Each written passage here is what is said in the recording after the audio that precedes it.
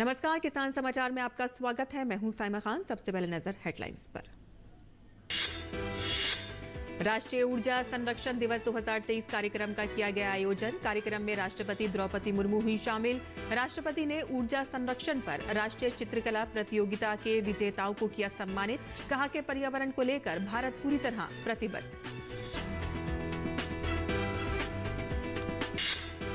केंद्रीय कृषि मंत्री अर्जुन मुंडा ने बृहस्पतिवार को आसियान भारत श्री अन्न महोत्सव का किया शुभारंभ। कहा कि श्री अन्न किसानों, उपभोक्ताओं और पर्यावरण के लिए लाभकारी वैश्विक खाद्य पोषण सुरक्षा में देते हैं योगदान। श्री अन्न आधारित उत्पादों के लिए बाजार स्थापित करना है उद्देश्य।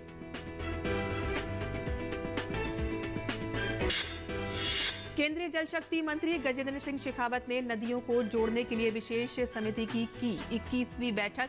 8वें भारत जल सप्ताह 2024 का भी किया शुभारंभ। कहा कि सामाजिक आर्थिक विकास के लिए पानी सबसे महत्वपूर्ण। जल संसाधनों का विकास और प्रबंधन सरकार की प्राथमिकता।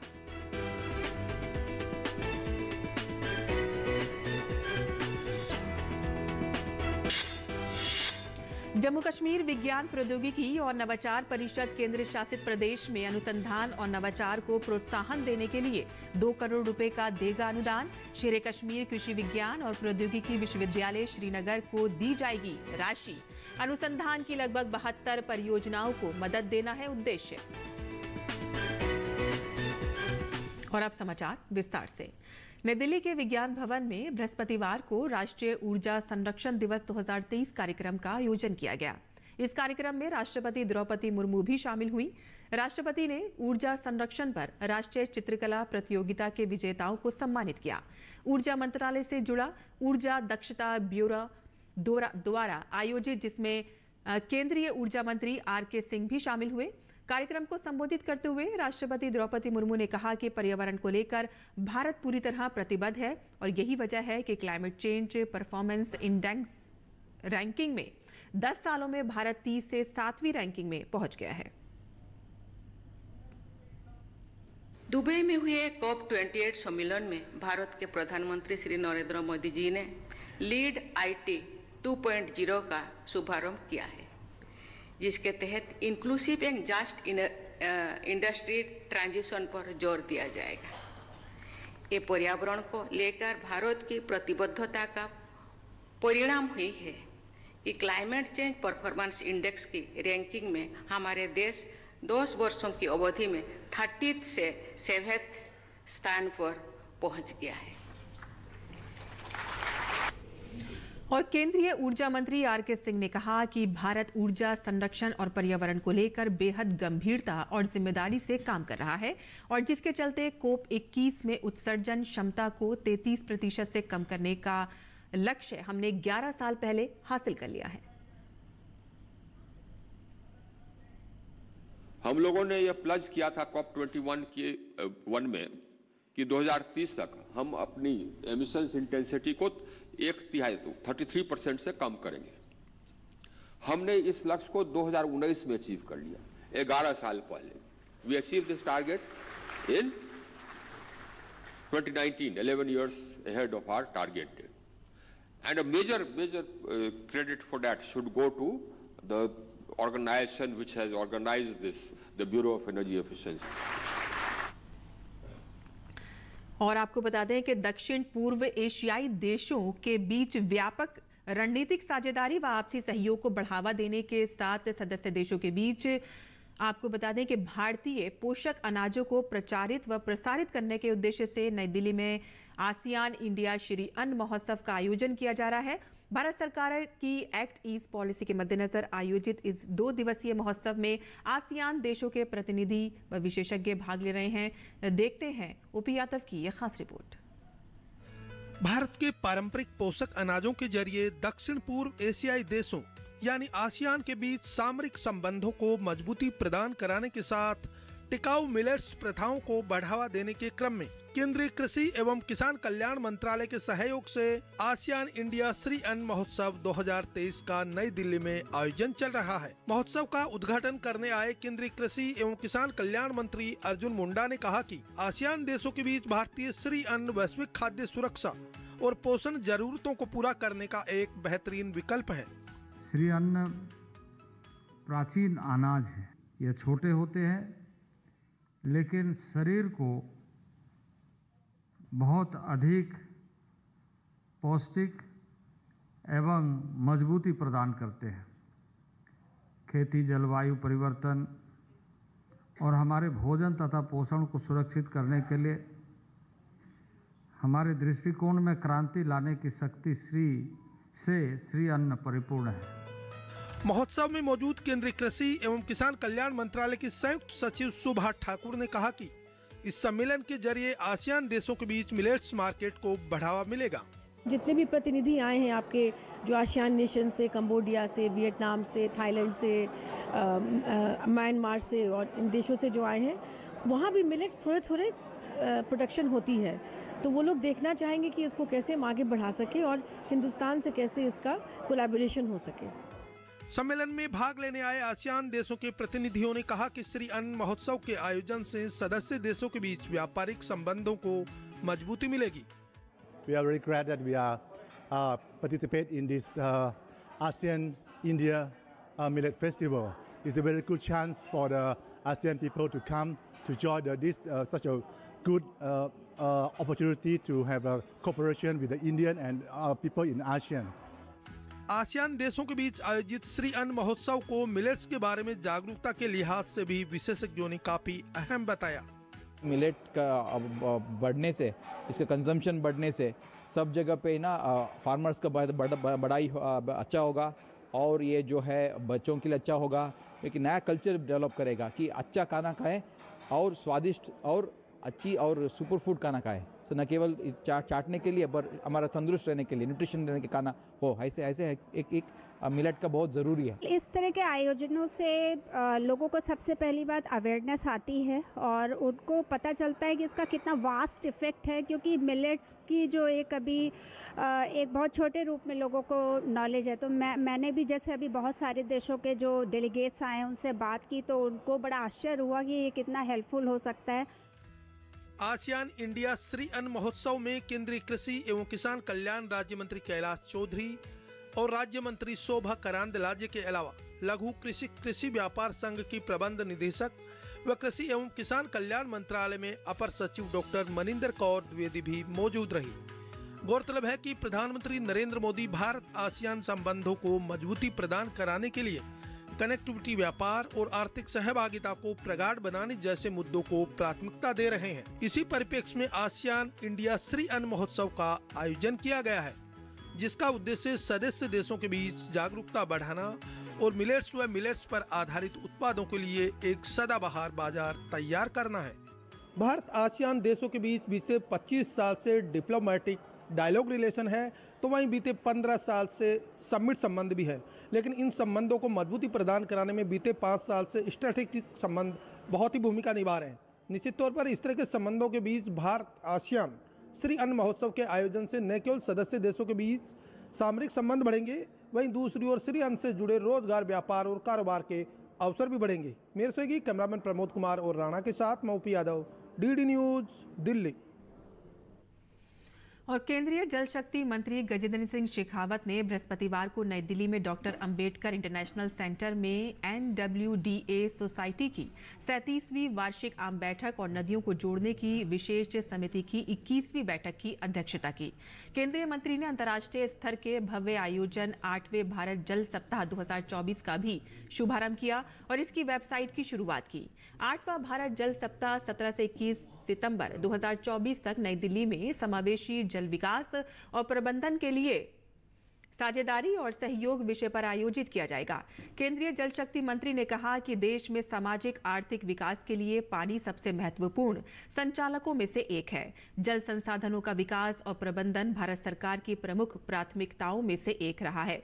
देश की जल और खाद्य सुरक्षा को बढ़ाने के लिए नदियों को जोड़ने वाला कार्यक्रम बहुत महत्वपूर्ण है और ये सूखाग्रस्त व वर्षा द्वारा सिंचित क्षेत्रों में पानी उपलब्ध कराने में सहायक होगा। शेखावत ने दिसंबर 2021 में कैन बेतवा लिंक परियोजना के कार्यान्वयन की उल्लेखनीय उपलब्धि के बारे में भी बताया। ये परियोजना बुंदेलखंड क्षेत्र के लिए वरदान साबित होगी और इससे राज्यों को अन्य संपर्क परियोजनाओं के कार्यान्वयन को लेकर आगे आने के लिए प्रोत्साहन मिलेगा।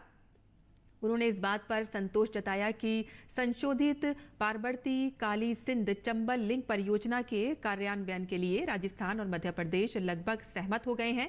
इन दोनों राज्यों व केंद्र के बीच समझौता ज्ञापन पर भी जल्द ही हस्ताक्षर होने की संभावना है। उन्होंने सभी राज्यों से अनुरोध किया है कि अन्य संपर्क परियोजनाओं, विशेष रूप से प्राथमिकता वाली परियोजनाओं यानी कि गोदावरी, कृष्णा, पोन्नार, कावेरी लिंक के कार्यान्वयन के लिए आम सहमति पर पहुंचने को लेकर उदार दृष्टिकोण अपनाएं। और आगे बढ़ते हैं, जहां जम्मू कश्मीर विज्ञान प्रौद्योगिकी और नवाचार परिषद ने केंद्र शासित प्रदेश में अनुसंधान और नवाचार को प्रोत्साहन देने के लिए 2 करोड़ रुपए के अनुदान की घोषणा की है। ये राशि श्रीनगर में शेर कश्मीर कृषि विज्ञान और प्रौद्योगिकी विश्वविद्यालय को दी जाएगी। इसका उद्देश्य अनुसंधान की लगभग 72 परियोजनाओं को मदद देना है। ये परियोजनाएं स्थानीय महत्व के विभिन्न क्षेत्रों से संबंधित हैं और इसके अतिरिक्त नूतन विचारों के लिए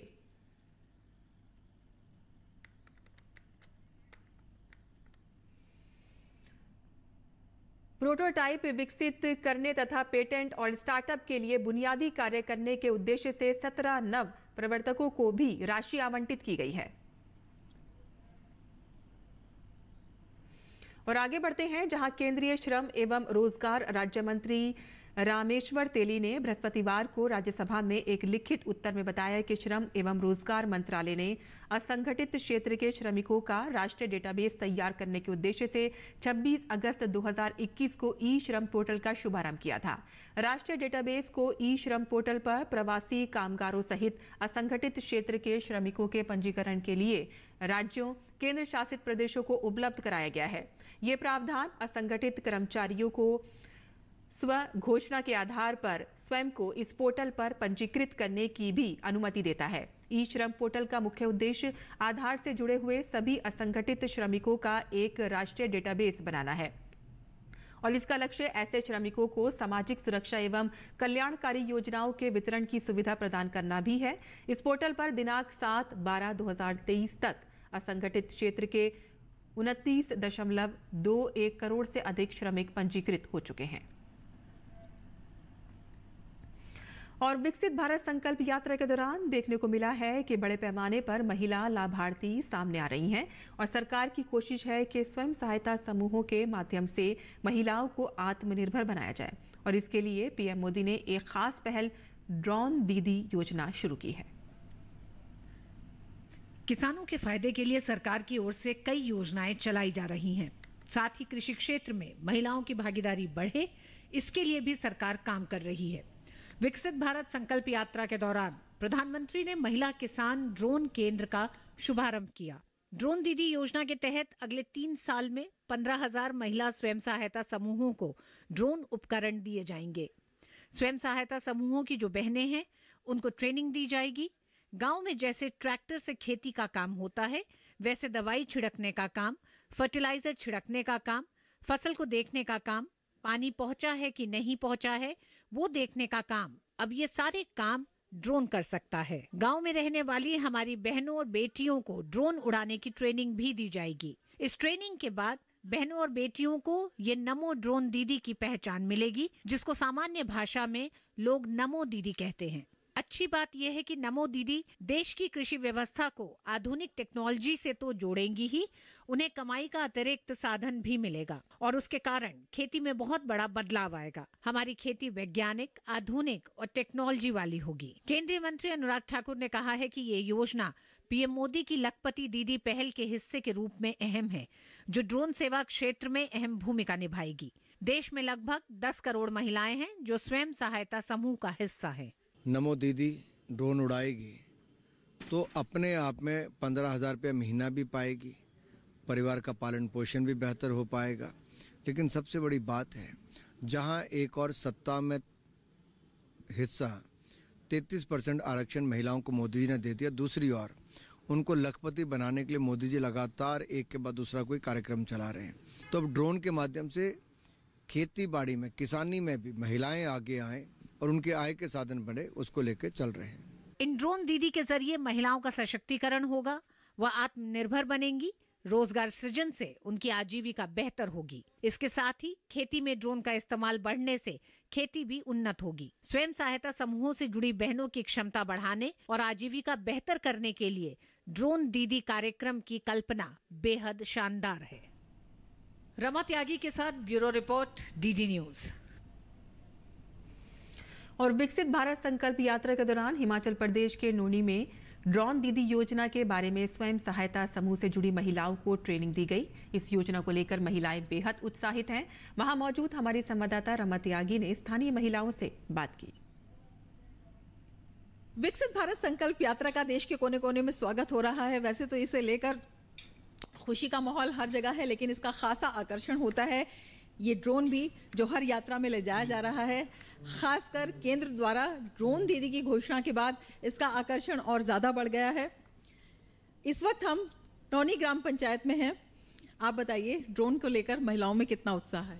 जिस दिन से ये ऐलान हुआ है कि सेल्फ हेल्प ग्रुपों में जो है महिलाओं को ट्रेनिंग दी जाएगी और उनको इसकी ड्रोन की जो है सहायता से कार्य करने के लिए प्रेरित किया जाएगा, उस दिन से महिलाओं में बहुत ज़्यादा उत्साह है। क्योंकि इसके द्वारा जो हमें ज़्यादातर जो महिलाएं हैं वो कृषि के ऊपर निर्धारित हैं, तो उन महिलाओं को जैसे कि खेतों में जाती हैं उनमें बीज डालना या फिर उसके बाद उसमें खाद डालनी या दवाइयों का छिड़काव करना है। अगर हमारे पास ये ड्रोन आ जाता है तो इसकी सहायता से जो है ये सब काम हम जो है ड्रोन के द्वारा कर सकती हैं, जिससे कि हमारा काम बहुत आसान हो जाएगा। और इसके साथ ही कई बार जो होता है कि खेतों में कई चोरियाँ या पशु वगैरह भी इसको नष्ट कर देते हैं फसल को, तो उसमें भी बीच बीच में जो है महिलाएं इस अपने ड्रोन की सहायता से जो है ये सब कुछ देख सकती हैं कैमरे के द्वारा कि ऐसे ऐसे हमारे खेतों में है, तो उसकी भी अब जो है वो बहुत सहायता कर सकता है ये ड्रोन। महिलाओं को ये आर्थिक रूप से महिलाओं के हाथ कितने मजबूत कर रहा है? इससे मैडम जी एक तो हमारे जो कृषि कर रही हैं महिलाएं या जो भी काम कर रही हैं उसमें उस काम को उसकी जो आय है वो 2 गुना बढ़ेगी, और साथ में जो है बीच में जो महिलाएं इसमें कार्य करेंगी उनको भी जो सैलरी मिलेगी उससे भी महिलाओं की बहुत आर्थिक सहायता उनको मिलेगी। ये जो ड्रोन दीदी का केंद्र ने घोषणा की है, आपको लगता है कि कितना फ़ायदा इससे महिलाओं को होगा, विशेषकर सेल्फ हेल्प ग्रुप की महिलाओं? जो हमारे सेल्फ हेल्प ग्रुप हैं उनमें जो है महिलाओं को बहुत ज़्यादा फ़ायदा होगा। इससे जो है महिला जो है अपने आप अपने घर का जो रोज़गार होता है उनमें थोड़ा हेल्प कर सकेंगी और महिलाओं को जो है इसमें बहुत ज़्यादा फ़ायदा होने वाला है। महिलाओं को, कई महिलाएं हैं जिनको बहुत आर्थिक तंगी का मुकाबला करना पड़ता है, घर में नहीं होती इतनी कई बार सुविधा की, उसके अनुसार वो अपने लिए कुछ चीज़ें लेने का जो है आर्थिक महिलाएं सोचती हैं कि हमें ये चीज़ चाहिए नहीं चाहिए। अगर वो अपना काम करती हैं तो जो है अपने हिसाब से अपने लिए कुछ ना कुछ ले सकती हैं। नई टेक्नोलॉजी महिलाओं को मिल रही है, महिलाओं के हाथ में आ रही है, ये कितना बड़ा फ़ायदा होगा? मैम टेक्नोलॉजी की बात करें तो ये पहले जो है बाहर देखी जाती थी, बाहर के देशों में ज़्यादा देखा जाता था ड्रोन का सिस्टम। अभी हमारे यहाँ देखा जा रहा है, पहले विवाह शादियों में करते थे लोग, अब जो है घर में मतलब गांव में स्टार्ट हो जाएगा, सब में स्टार्ट हो जाएगा। अब महिलाएं इसमें जो है आगे बढ़ेंगी और अपने लिए जो है रोजगार का जो है साधन अच्छा उपयोग करेंगी इसका। तो ड्रोन से किस तरह से काम किया जाता है, ड्रोन को किस तरह से ऑपरेट किया जाएगा और कैसे इससे सिंचाई होगी या खेती में इसका कैसे कामकाज होगा, ये अभी दिखाया गया है। आपने अभी देखा ड्रोन को उड़ते हुए? हाँ जी, कभी कभी ना वो स्प्रे वगैरह करनी होती है तो मास्क बहुत कुछ करना पड़ता है, जो दवाइयाँ छिड़कते हैं, तो इससे तो बहुत अच्छा वो लग रहा है हमारे को। अच्छा ये बताइए, जो ये नई नई टेक्निक्स आ रही हैं, इससे पूरे गांव के जीवन में, गांव में जो महिलाएं थी पहले उनका जीवन कैसा होता था, अब कैसा बदलाव आ रहा है? बहुत ज़्यादा आ रहा है। पहले तो औरतों को खुद ही काम करना पड़ता था, अब ऐसा थोड़ा आराम भी मिल रहा है और आसानी से हो रहा है, जल्दी भी हो रहा है। और आराम के साथ साथ ये बड़े सम्मान की भी बात आपको लगता है? हाँ जी, बहुत सम्मान की बात लग रहा है। तो हमें जो है तो बहुत मुश्किल होती थी, जब खेती बाड़ी करने जाती थी ना तो हमारे को खुद काटना पड़ती थी, इससे बीमार होती थी औरतें। किस तरह से महिलाओं के जीवन में बदलाव आया है और अब जैसे ड्रोन आपके हाथ में आ जाएगा तो कितना बड़ा बदलाव आपको दिखाई देगा? बहुत बड़ा बदलाव दिखाई देगा, क्योंकि जितना पहले सुबह से लेकर शाम तक लोग काम करते थे, अब आराम भी मिलेगा, काम भी हो जाएगा, आसानी से काम भी हो जाएगा। मैं सबसे पहले हमारे माननीय प्रधानमंत्री श्री नरेंद्र मोदी जी का बहुत बहुत धन्यवाद करती हूँ कि उन्होंने गांव की जितनी भी महिलाएं हैं उन सबको इसके काबिल समझा और उनके इन प्रयासों से जो है वो गांव की कोई भी औरत जो है वो पीछे नहीं है। और जैसे ये ड्रोन की बात कर रहे हैं, इससे गांव की जो लेडीज़ हैं उनको एक पायलट वाली फीलिंग आती है, जो उन्होंने कभी सपने में भी नहीं सोचा होगा। इसके लिए मैं दोबारा से उनका बहुत बहुत धन्यवाद करती हूँ। ये तकनीक अब गांव-गांव तक पहुँच रही है, गांव-गांव तक ही नहीं पहुँच रही, ये महिलाओं तक पहुँच रही है, महिलाओं के कौशल में विकास कर रही है, महिलाओं को आर्थिक रूप से सशक्त बना रही है, महिलाओं के लिए नए रास्ते खोल रही है। कैमरामैन ललित के साथ रमा त्यागी, डीडी न्यूज़, हिमाचल प्रदेश। और किसान समाचार में अब बात करते हैं मंडी भाव की, और आइए देखते हैं कि क्या रहा देश भर की मंडियों का भाव।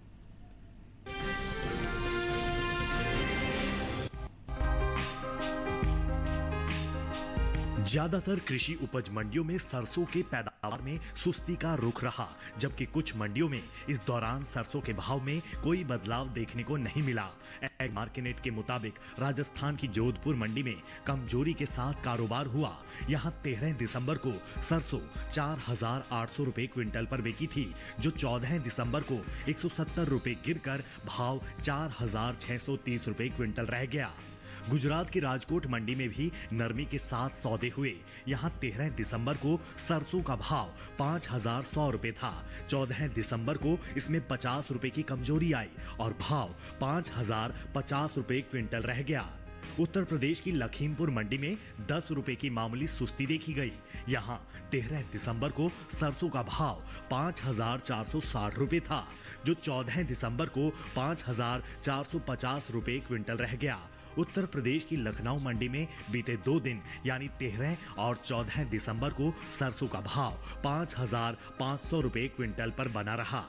इस साल सरसों की भी रिकॉर्ड पैदावार का अनुमान है। कृषि मंत्रालय की ओर से जारी तीसरे अग्रिम अनुमान के मुताबिक 2022-23 के दौरान 124,94,000 टन सरसों पैदा हो सकती है, जबकि पिछले सीजन की पैदावार 119,63,000 टन थी। ये साल तिलहनी फसलों के लिए अच्छा साबित हुआ है और देश में इनकी पैदावार भी रिकॉर्ड स्तर पर पहुंच सकती है। कृषि मंत्रालय की ओर से जारी तीसरे अग्रिम अनुमान के मुताबिक 2022-23 के दौरान कुल तिलहन की पैदावार 409,96,000 टन हो सकती है, जो पिछले साल की तुलना में 30,33,000 टन अधिक है। आपको बता दें कि बीते साल तिलहनी फसलों की उपज 379,63,000 टन रही थी।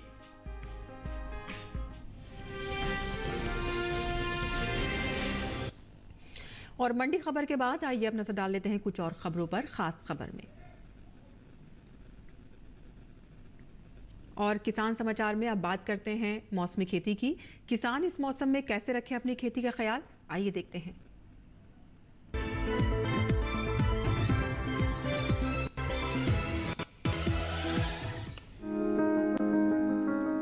राजस्थान में मेथी के खेत में निराई और गुड़ाई करें।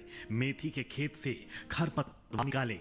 किसान सरसों के खेत में निराई और गुड़ाई कर सकते। सरसों के खेत से घास फूस निकाल लें। यहाँ जीरे के खेत में सिंचाई करते रहें। जीरे की बुआई के लिए समय उचित है। साथ ही गेहूं के खेत में भी सिंचाई कर लें। गेहूं की बुआई करें। इस समय काबुली चने के खेत में सिंचाई कर सकते हैं। काबुली चने के खेत से खरपतवार निकाल लें। राजस्थान में गन्ने के खेत में सिंचाई करें। किसान प्याज की बुआई करते रहें। वहीं फूल गोभी और पत्ता गोभी की रोपाई कर सकते हैं। इसके अलावा ब्रोकली भी रोपाई करें। गुजरात में गन्ने की रोपाई के लिए खेत तैयार कर लें। गन्ने के खेत में पर्याप्त नमी बनाए रखें। गन्ने के खेत से घास फूस निकालें। साथ ही गन्ने के खेत में जरूरी उर्वरक डालें। भिंडी की तुड़ाई कर सकते हैं। अभी टमाटर और लाल मिर्च की तुड़ाई कर लें। गुजरात में बैंगन की तुड़ाई करें। अभी लोबिया की कटाई करते रहें। वहीं के किसान आलू की रोपाई के लिए खेत तैयार कर लें। यहीं स्ट्रॉबेरी के बाग में सिंचाई करते रहें। इसके साथ ही मूंग की बुआई कर सकते हैं। मूंग के खेत में जरूरी उर्वरक डालें। मूंग के खेत में निराई करें। गुजरात में काबुली चने की बुआई कर लें। काबुली चने के खेत में निराई कर सकते हैं।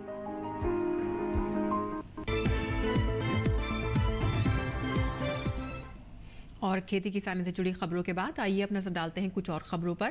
खास खबर, उत्तर प्रदेश के मुख्यमंत्री योगी आदित्यनाथ ने लखनऊ में सरदार वल्लभ भाई पटेल को उनकी पुण्यतिथि पर पुष्पांजलि अर्पित की। योगी आदित्यनाथ ने कहा कि हम सब जानते हैं कि लौह पुरुष सरदार वल्लभ भाई पटेल एक महान स्वाधीनता संग्राम सेनानी थे। केंद्रीय मंत्री स्मृति ईरानी ने नई दिल्ली में भारतीय उद्योग परिसंघ के विमेन ऑन द मूव कार्यक्रम में शिरकत की। यह कार्यक्रम उबर इंडिया और ऑक्सफोर्ड इकोनॉमिक्स द्वारा आयोजित किया गया था। इस मौके पर केंद्रीय मंत्री स्मृति ईरानी ने मोदी सरकार के बहुआयामी दृष्टिकोण पर जोर दिया। केंद्रीय मंत्री हरदीप सिंह पुरी ने बताया कि देश की अर्थव्यवस्था 5वें पायदान पर पहुंच गई है। प्रेस वार्ता में हरदीप सिंह पुरी ने कहा कि अंतरिक्ष और विज्ञान प्रौद्योगिकी पर विशेष ध्यान दिया जा रहा है। उन्होंने कहा कि पीएम मोदी के नेतृत्व में 9 सालों में विकास के अनगिनत कार्य हुए हैं। और संसद की सुरक्षा में सेंध मामले में फरार आरोपी ललित मोहन झा को दिल्ली पुलिस ने गिरफ्तार कर लिया है। मुख्य साजिशकर्ता माने जा रहे ललित मोहन झा से पुलिस पूछताछ कर रही है और इससे पहले इस मामले में गिरफ्तार 4 आरोपियों को पटियाला हाउस कोर्ट ने 7 दिन की पुलिस रिमांड में भेज दिया है। भाजपा सांसद और पश्चिम बंगाल भाजपा अध्यक्ष डॉक्टर सुकांत मजुमदार ने संसद सुरक्षा उल्लंघन मामले के मुख्य आरोपी ललित झा की सोशल मीडिया एक्स पर तस्वीरें साझा की हैं, जिसमें आरोपी ललित झा टीएमसी नेता तापस रॉय के साथ नजर आ रहा है। डॉक्टर सुकांत मजुमदार ने लिखा है कि हमले का मास्टरमाइंड ललित झा लंबे समय से टीएमसी के तापस रॉय के साथ घनिष्ठ संबंध में था। कोयला क्षेत्र में देश को आत्मनिर्भर बनाने की अपनी पहल के तहत कोयला मंत्रालय ने 6 वाणिज्यिक कोयला खदानों के लिए निहित आदेश जारी किए हैं और 2 खदानों के लिए समझौतों पर हस्ताक्षर किए। भारतीय रिजर्व बैंक अग्रिम कर संग्रह और जीएसटी भुगतान के कारण आउटफ्लो को देखते हुए बैंकिंग प्रणाली में 1 ट्रिलियन रुपए तक डालने के लिए आज से 7 दिवसीय वेरिएबल रेपो रेट नीलामी आयोजित कर रहा है। वित्त वर्ष 22 में भारत की लॉजिस्टिक लागत जीडीपी के 7.8 से 8.9% के बीच रही और इसकी लागत की गणना national council of applied economic research ने की है। किसान समाचार में आज के लिए बस इतना ही। अनुमति दें। नमस्कार।